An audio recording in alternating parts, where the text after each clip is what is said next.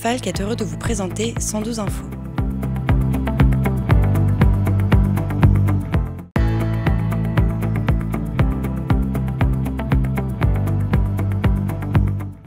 Bonjour à tous, bienvenue sur News Sécurité pour une nouvelle émission 112 Infos.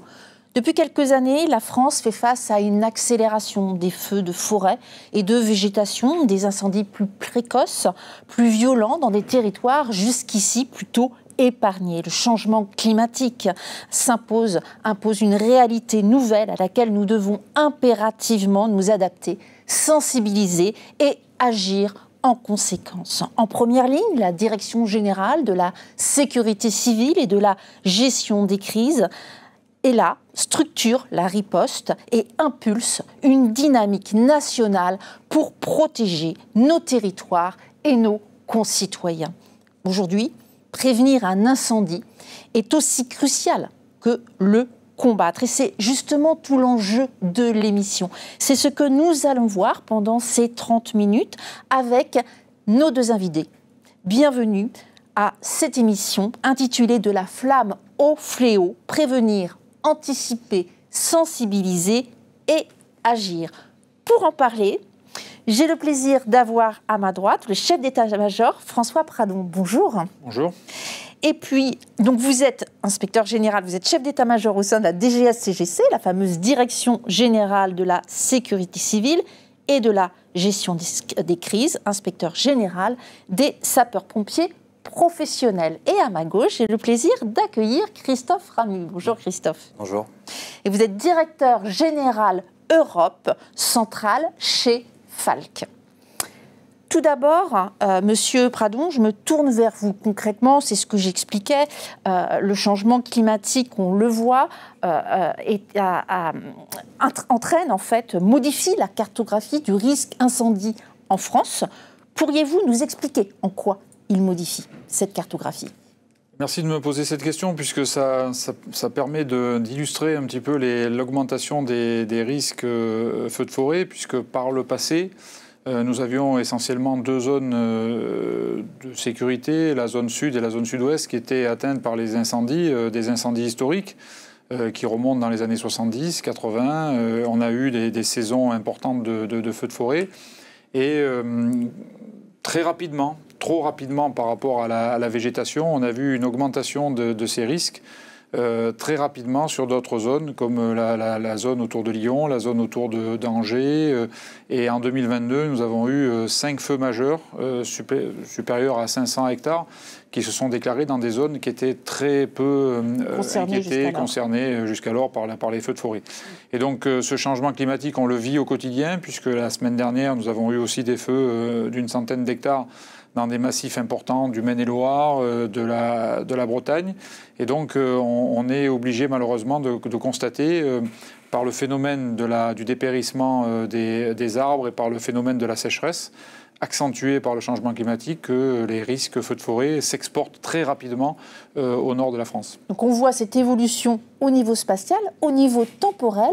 On remarque également une évolution, puisque avant, on avait coutume de parler de feux de forêt plutôt au moment de l'été, on va dire, saison estivale. Et maintenant, on peut la voir aussi bien en hiver, puisque vous l'expliquez, il y a quelques mois, c'est déjà arrivé. Oui, on a des feux la saison estivale augmente de façon importante, puisqu'on peut avoir des feux vers le 15 juin, ce qui était très peu avant l'habitude, jusqu'au 15 septembre, voire en arrière-saison jusqu'au 1er octobre. On a eu des saisons comme cela. Et comme vous le dites, effectivement, de plus en plus, on a des feux qui se déclarent au mois d'avril, au mois de mai, à la faveur de sécheresses importantes, notamment sur des secteurs comme la Bretagne, le Val-de-Loire ou le Limousin. Donc une grosse inquiétude, notamment sur la façade ouest, en hors période estivale, sans parler des feux de printemps qui ont lieu dans la forêt des Landes et Gascogne. Alors en préparant cette émission, vous expliquez pourquoi. C'est que la végétation aujourd'hui, il n'arrive plus finalement à suivre. Il y a un changement en termes de végétation qui fait que même s'il pleut pendant quelques jours, ce n'est pas pour ça qu'elle va pouvoir absorber ou pouvoir œuvrer pour pouvoir éteindre rapidement ou pouvoir agir. Tout simplement, la végétation peut se transformer, peut évoluer, mais avec des augmentations de degrés inférieurs à 1 ou 2 degrés sur des périodes un peu plus longues que 100 ans. Et là, nous avons eu une augmentation de température trop rapidement par rapport à la végétation, et donc elle ne s'habitue pas. Et elle a du mal à s'habituer, et donc des parasites ou des microbes viennent se mettre sur les arbres, ce qui entraîne aussi en même temps que la sécheresse, un dépérissement forestier, et qui accentue par de la végétation et par du combustible mort sur pied, accentue les risques d'incendie quand il y a la sécheresse. Alors on va voir juste après les actions concrètes que vous mettez en place en tant que chef d'état-major à la DGAC-CGC. Avant ceci, Christophe, je me tourne vers vous. Alors, j'ai 2 questions. Tout d'abord, en tant que réserviste, puisque vous êtes réserviste au niveau des pompiers, alors non professionnels, volontaires, c'est un constat que vous avez également, alors, surtout que vous êtes dans la région sud-est vous-même. Oui, dans nos régions, c'est quelque chose qui est inscrit dans le schéma de formation de base de nos sapeurs-pompiers, mais je laisserai en parler, et c'est quelque chose dans lequel on a vu une évolution des formations sur les feux de forêt se mettre en place à la fois chez des sapeurs-pompiers, mais aussi, moi je le note, chez nos clients, où en fait on s'est aperçu que nous avions des clients qui avaient des risques élevés, évidents, qu'ils soient du risque chimique, du risque aéroportuaire, du risque radiologique. Et en fait, on a une transition entre ces clients qui, il y a quelques années encore, ne voyaient que ce risque évident. Et maintenant, on a, alors je ne sais pas si c'est grâce ou à cause aussi de tout ce qu'on voit à la télé, une sensibilité qui se développe sur des nouveaux risques, dont le risque naturel et les feux de forêt. Tout à fait. Et comme vous l'évoquiez également, alors cette fois-ci, de par vos fonctions aujourd'hui, tout ce qui est à votre niveau, prévention, préparation en amont, consulting, audit, c'est quelque chose d'essentiel. C'est quelque chose d'essentiel et qui vient en complémentarité de l'intervention, qui est quelquefois également l'échec de la préparation, de la préparation, pas de nos forces vives que sont les éléments de sécurité civile, mais des territoires, des emprises privées dans lesquelles on opère, où en fait on peut observer quelquefois des défauts dans les actes de débroussaillage ou des choses comme ça, à la fois dans la sensibilité qu'ont nos salariés. Alors c'était un peu plus évident quand j'étais au Synditaire, puisqu'en fait on avait une population forte étrangère qui n'avait pas l'habitude des feux de forêt et auxquels il fallait expliquer quels étaient les actes réflexes pour limiter l'éclosion, ne pas se balader sur les journées à risque ou trouver l'information sur ces journées à risque, ne pas aller en forêt, ne pas jeter son mégot, des choses qu'on entend chez nous depuis des années, mais il y a un gros travail de sensibilisation, et ça, ce sont des choses que l'on peut mettre en place, non pas maintenant simplement dans la façade sud-est, mais également on a d'autres clients qui viennent nous voir en nous demandant sur ce que, lorsqu'on fait la formation générale de sécurité de ces salariés-là, qu'on ait quelques mots sur les risques feux de forêt. Et effectivement, on reviendra sur cet aspect sensibilisation qui est très très important. Avant ceci, je me retourne vers vous, Monsieur Pradon. On le sait tous, et on fait souvent référence aux incendies dramatiques qui ont eu lieu pendant l'été 2022. Le gouvernement, suite à ceci, a engagé une réflexion stratégique débouchant sur l'adoption d'une loi de modernisation de la lutte contre les feux de forêt et de végétation, une mobilisation interministérielle, puisque, je rappelle, il y a eu 3 ministères qui ont été concernés. Quelles sont les avancées majeures qui ont été mises en place pour renforcer justement nos capacités de lutte contre les incendies ? Alors, il y a le discours fondateur du président de la République en octobre 2022, suite à, effectivement, vous l'avez dit, cette saison un petit peu catastrophique sur le plan du nombre d'hectares parcourus, puisque nous avons eu plus de 70 000 hectares, mais surtout sur le fait que 5 zones de défense ont été meurtries par des incendies importants. Par le passé, on avait eu des saisons où il y avait autant d'hectares brûlés, mais on était dans le sud de la France, et je ne dis pas qu'on était sur une fatalité, mais on était sur un lieu géographique où les gens avaient l'habitude, Christophe le disait à l'instant, de connaître le risque feu de forêt et de savoir s'y préparer et faire face. Et là, donc, devant l'enjeu important et rattrapé par le changement climatique et par l'évolution de la sécheresse importante sur l'année 2022, le président de la République a souhaité qu'on se dote de moyens supplémentaires. Alors, les moyens supplémentaires qui sont des moyens aériens, avec l'achat de 2 plus 2 Canadair, la réflexion sur une nouvelle flotte aérienne, on est en train d'y travailler à la DGCGC, la possibilité ouverte à la DGCGC de pouvoir louer des hélicoptères bombardiers d'eau en complémentarité des avions, et notamment d'avoir l'achat par un langage un peu peut-être barbare, mais des pactes capacitaires. Et donc le pacte capacitaire, ça veut dire une entente entre les collectivités locales qui hébergent et qui financent les SDIS et l'État. Et ce financement à moitié, c'est 50-50, à moitié 50-50. Cet investissement a permis d'acheter et de commander 1000 véhicules, qu'ils soient de commandement ou qu'ils soient d'intervention. Ces véhicules sont en train d'arriver puisqu'ils ont... C'est jusqu'à 2027. Alors, ils vont être livrés entre aujourd'hui et 2027, mais effectivement, c'est le renfort à peu près de plus d'un tiers de ce que l'on avait déjà comme camion feu de forêt. Donc ça, c'est vraiment un atout majeur de la capacité de réponse, mais je ne voudrais pas non plus oublier dans cette augmentation de moyens, les augmentations de moyens qui ont été faites au profit de nos partenaires institutionnels historiques, que sont Météo France et l'ONF, qui, tous les jours, déterminent le niveau de risque en France. Et si on a une réponse capacitaire et une réponse importante, et surtout une réponse sur les feux naissants, avec une extinction à peu près de 95 à 98% des feux avant qu'ils arrivent à une superficie d'1 hectare, qui passent sous le radar médiatique, il faut qu'on ait une bonne analyse de la météo et une bonne analyse de l'ONF. Et toute cette expertise a été renforcée par les annonces du gouvernement en 2022. Et ça, il faut aussi le souligner, cet avantage important que l'on a pour prévoir à 48 heures, 72 heures et la veille pour le lendemain, vraiment la précision et le lieu des dangers feux de forêt tout l'été. Et vous avez raison de le préciser, François Pradon, puisque lorsqu'on a préparé l'émission, j'ai retenu une de vos phrases où vous disiez « Je préfère avoir 200 feux où on ne parle pas de nous médiatiquement qu'avoir effectivement… » Et là, pour moi, ça y est, c'est qu'on a…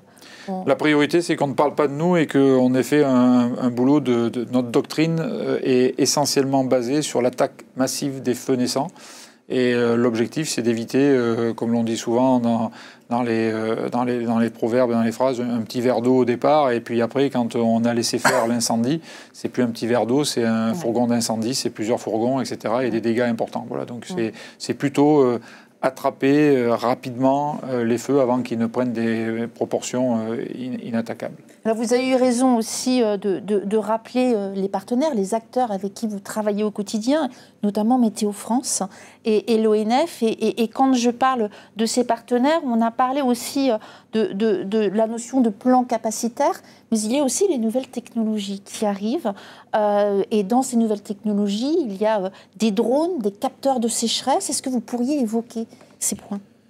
Oui, alors effectivement, derrière le drone, derrière la capacité de détection, c'est aussi la rapidité d'intervention qui est encore mise à l'épreuve avec les drones sur des journées où on n'a pas de risque important, mais où on peut avoir des incendies, et donc c'est important d'avoir une surveillance. La nuit, où on est un petit peu désarmé par rapport au réseau de vigie terrestre, et donc le drone sera quelque chose d'important. Donc on est en pleine réflexion là-dessus, et surtout le drone pour je dirais, détecter et pour renseigner. Il faudra y venir, l'intelligence artificielle, puisque cette intelligence artificielle, nous sommes en train de commencer à réfléchir dans cette partie-là, pour que ça soit une aide à la décision et surtout arriver à travailler sur une base de données où on peut avoir sur certaines dates des journées où on a des risques et où on peut, suivant ces journées-là, engager plus ou moins prédictivement des moyens. Voilà, donc on est en train de réfléchir sur tout cela et c'est des choses qui sont à portée aéronautique de 2035-2050. Voilà, donc une aide complémentaire pour l'anticipation, la prévention de ces risques et savoir effectivement pouvoir mieux mesurer le nombre à la fois d'humains et d'engins à déployer. Christophe, je me tourne vers vous. Ça vous parle quand on parle de technologie, forcément, au poste où vous êtes aujourd'hui. C'est un regard que vous portez forcément aujourd'hui également sur cet aspect. C'est un regard qu'on porte depuis un certain nombre d'années et je pense qu'il y a un travail d'éducation également de nos clients. Parce qu'on a quelquefois la tentation de certains de nos clients de dire la technologie va remplacer l'humain. Et pour moi, vous l'avez dit, hein, on appréhende de nouveaux systèmes et en fait, ces éléments-là de technologie vont nous permettre de mieux faire notre travail ou de le faire plus en permanence. C'est-à-dire qu'on parlait des nuits, on parlait de moments où peut-être que nos forces sont affectées à autre chose. Moi, j'observe une mutation qui prendra un certain nombre d'années, à la fois de nos agents de sécurité et de nos pompiers. Moi, je tiens à souligner que chez Falck, la majeure partie de nos employés sont sapeurs-pompiers volontaires. Donc ça, c'est important également pour l'ancrage, parce qu'ils apportent un savoir-faire et ils savent, en cas de problème, donner la bonne information pour que l'intervention se fasse rapidement. Mais ces moyens nouveaux doivent bien être à notre service et vont nous permettre d'effectuer nos missions de la meilleure manière. Et on travaille énormément sur des drones, qu'ils soient terrestres ou aériens. Les drones terrestres, on en parle un petit peu moins, mais ce sont des éléments de ronde qui peuvent aller dans des atmosphères contraintes, qui peuvent induire une certaine permanence, je dirais, des rondes en affectant les salariés sur des tâches, je dirais, plus nobles d'analyse et d'anticipation. Oui. Et là, on voit encore l'humain au centre. Alors tout à l'heure, vous parliez, Christophe, de prévention, de sensibilisation. On évoquait aujourd'hui les changements climatiques qui a entraîné malheureusement certaines conséquences, mais il ne faut pas oublier, omettre le fait que souvent c'est l'humain derrière qui a commis un fait volontaire ou non volontaire, puisque 9 feux sur 10 sont liés à un acte humain. Quel levier pour mieux prévenir justement ces départs de feu, François ? Le levier, c'est évidemment l'éducation, c'est évidemment sensibilisation du public, notamment du public jeune, parce qu'on sait très bien que le public jeune peut avoir 2 conséquences rapides. La première, c'est d'avoir un agissement quand il rentre à la maison, notamment quand c'est quelque chose à l'école, avec les parents. Ça, c'est la première chose. Et puis la deuxième chose, c'est en espérant que cet enfant-là, quand il va grandir, il va se souvenir de ce qu'on lui a fait. Et donc ça, c'est un peu plus à moyen terme. Vous l'avez dit, 9 feux sur 10, ce sont des origines humaines, des origines heureusement non criminelles pour la plupart, mais des origines qui pourraient être évitées. Alors on parlait du mégot de cigarette, mais on peut parler de fumée en forêt, on peut parler aussi du barbecue qui est mal éteint, on peut parler de gestes qui, pendant l'été, pour certains, sont liés à la fête et qui, la fête peut tourner au drame si on n'y fait pas attention. Voilà, donc c'est même de travaux, vous expliquez. Voilà, des travaux, tout simplement, oui, des travaux, et où les gens ne pensent pas à faire une chose idiote, et cette chose idiote, ce travail, je dirais, classique, où cette promenade classique va se transformer en difficulté pour nous. Et donc, effectivement, il y a des gestes de prévention, de sensibilisation, et il y a aussi un acte, je dirais, humain au moment de la saison feu de forêt, notamment dans le sud et dans le sud-ouest, où vous avez dans chaque préfecture des guides qui vous permettent de profiter de la forêt quand on peut le faire, de profiter des espaces végétalisés quand on peut le faire, et puis quand il y a des risques importants, ne pas y aller, parce que premièrement on se met en danger s'il y a un feu, n'est pas créé par la personne en question, mais deuxièmement peut aussi créer des nuisances et un incendie. Donc vraiment faire attention et se renseigner auprès des préfectures dans lesquelles tout est inscrit tous les étés.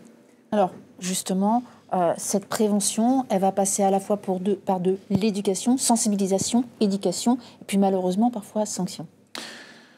Oui, alors parfois sanction, vous avez raison de le dire. Depuis plus de 20 ans, ce qu'il faut que l'on dise à vos auditeurs, c'est qu'il y a derrière l'incendie une phase répressive, c'est la recherche des causes et des circonstances des incendies. Et même dans les feux de forêt, même on pense que tout est détruit. Et quand on a l'habitude, on peut voir dans les premiers mètres carrés des incendies les inspecteurs, puisque c'est une inspection complémentaire avec des gens de l'ONF, des gens de la gendarmerie et des gens pompiers, de la sécurité civile. Et ces trois familles-là se mettent en ordre de marche pour déterminer le lieu précis du départ d'incendie. Et dans le lieu précis du départ d'incendie, si c'est quelque chose de volontaire, on retrouve toujours des traces et des indices. Et si on a un peu de chance, soit par des mégots de cigarettes et l'ADN, soit par de l'essence, soit par des dispositifs de mise à feu, on arrive à remonter avec des fois des traces, encore une fois, d'ADN ou des marques précises. On arrive à remonter aux auteurs. Et aujourd'hui, on a la chance d'avoir eu 5 ou 6 auteurs confondus. Soit des jeunes, soit des personnes anciennes qui le faisaient pour des causes vraiment criminelles et qui ont été sanctionnés pénalement avec des lourdes sanctions jusqu'à 5 ans de prison ferme. Donc c'est vrai qu'effectivement, il faut penser qu'on peut aussi punir derrière, mais notre priorité, c'est bien de prévenir pour éviter d'avoir des feux. Plutôt prévenir, et vous avez bien raison. Alors, au niveau de la DGSCGC, je sais que vous travaillez aussi sur le plan stratégique, organisationnel, à mutualiser les moyens. Mutualiser les moyens au niveau de l'Europe également. On l'a vu, vous faites appel, comme vous allez aider les pays voisins. Est-ce qu'on peut dire que l'Europe va jouer un rôle de plus en plus important dans la mutualisation de ses moyens contre les feux de forêt ? Alors l'Europe va jouer non seulement un important objectif de mutualisation, mais pas que dans les feux de forêt, puisque nous avons plus de 10 réponses capacitaires sur d'autres risques. Mais pour rester sur les feux de forêt, bien évidemment, à la fois sur la partie aérienne, que l'on voit bien avec nos Canadair qui soit vont en renfort, soit des Canadair extérieurs qui sont venus en renfort, notamment pendant la saison 2022. Mais rien que l'année dernière, sur une saison classique, en Europe, nous avons eu 6 détachements d'intervention sur des pays étrangers, en Grèce, en Italie, et de plus en plus en Europe, en Europe centrale, en Europe de l'Est. Et donc, ce qui prouve que malheureusement, notre réchauffement climatique et notre remontée des feux n'est pas que sur la France, malheureusement.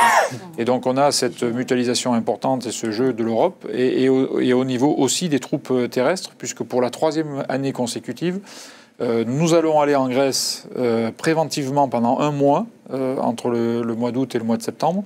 Et encore cet été, nous allons héberger 6 pays européens qui vont venir nous aider préventivement, encore une fois, et qui seront dispatchés dans nos SDIS pour justement augmenter l'attaque des feux naissants et pour que notre doctrine française irrigue un petit peu dans tous les autres pays d'Europe, puisque les pays qui sont moins confrontés que nous au feu ne le font pas. Et en Italie ou en Espagne non plus, cette doctrine des feux naissants a du mal à prendre son envol parce que nous n'avons pas du tout les mêmes doctrines et les mêmes techniques et les mêmes espaces forestiers. Merci beaucoup. Alors, je me tourne vers vous, Christophe, en tant que DG de FALC au niveau Europe centrale, forcément. Oui. C'est un travail que vous faites au quotidien. C'est un travail qu'on fait au quotidien, et ce que disait François est totalement prégnant chez nous, c'est la différence d'approche. Oui. Alors, non pas dans la culture des risques, mais dans la façon de traiter ces risques-là. Et en fait, il est assez intéressant de voir que la finalité est la même, et quelquefois, le chemin pour y arriver est totalement différent. Et en fait, cette approche européenne, qu'elle soit au niveau sécurité civile ou dans nos réponses, apporte une complémentarité, je dirais une ouverture d'esprit sur d'autres méthodes, d'autres méthodologies et un savoir-faire que l'on peut effectivement exporter. Mais aussi, on peut récupérer chez nos voisins des bonnes pratiques. Et c'est assez intéressant de voir. Alors nous, on a du pharmaceutique en Belgique, on a du chimique en Italie, des niveaux assez élevés en risque. Et effectivement, cette sensibilité aux feux de forêt, elle est peut-être moins importante.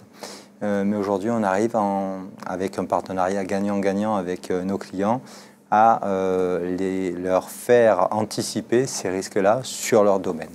Merci beaucoup Christophe, et c'est ce qu'on appelle l'intelligence collective. Donc il y a à la fois la mutualisation des moyens, mais cette intelligence collective qui est effectivement essentielle. Pour terminer, François, peut-être un message clé pour les élus qui vont vous regarder, les entreprises et les citoyens qui regardent cette émission. Écoutez, juste finir par vous dire que vous avez cité tout à l'heure la loi de modernisation de la lutte contre les feux de forêt qui a été voulue par le gouvernement en 2023, suite encore une fois en 2022, et notamment le lancement d'une rénovation de la stratégie nationale de lutte contre les feux de forêt. Et cette stratégie est en train d'être rédigée, est en train d'être partagée avec les élus, avec les entreprises forestières, bien évidemment, avec tous les usagers de la forêt. Et je voudrais dire que la forêt est belle, la forêt est fragile, et que c'est parce qu'on sera tous ensemble, élus, entreprises forestières, usagers de la forêt, et évidemment les trois ministères qui sont à la défense de la lutte contre les feux de forêt, c'est qu'ensemble qu'on pourra obtenir des avancées majeures et de permettre à notre bel écosystème de poursuivre pour ce qu'il est fait, c'est-à-dire de pouvoir nous rendre heureux quand on marche en forêt, de pouvoir capter le CO2 pour qu'on puisse avoir le changement climatique le plus doux possible. Et cet espace fragile, donc, on doit le conserver. Et pour le conserver, il faut encore une fois que cette stratégie soit partagée, soit une stratégie commune. Et on y œuvre, puisque la stratégie va sortir normalement avant l'été. Et va permettre à toutes les personnes que vous avez citées de pouvoir contribuer à leur petit niveau à faire évoluer cette lutte contre les feux de forêt. Eh bien, nous terminerons par ces belles paroles. Merci beaucoup. Effectivement, nous sommes tous concernés et c'est tous ensemble que nous devons à la fois profiter de Mère Nature, mais en même temps en y faisant très attention. Merci à vous deux d'avoir assisté à cette émission. Merci à vous tous de nous avoir suivis. Et à très bientôt pour une nouvelle émission 112 Infos sur News Sécurité.